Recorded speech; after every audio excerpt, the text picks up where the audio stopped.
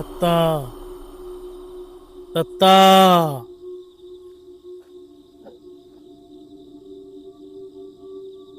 अरे सागर भाऊ, काय झालं? एवढ्या आहे तरी? दत्ता ही बाजूच्या वावरात राखणी लाव. विहिरीतच मोटर टाकलेली आहे. तिथं काहीतरी खराब झालेली आहे. तुझी मदत पाहिजे. पण एवढ्या रात्री? काहीच जास्त विचार करू नको. चल पटकन, आधीच वेळ कमी आहे आपल्याकडे.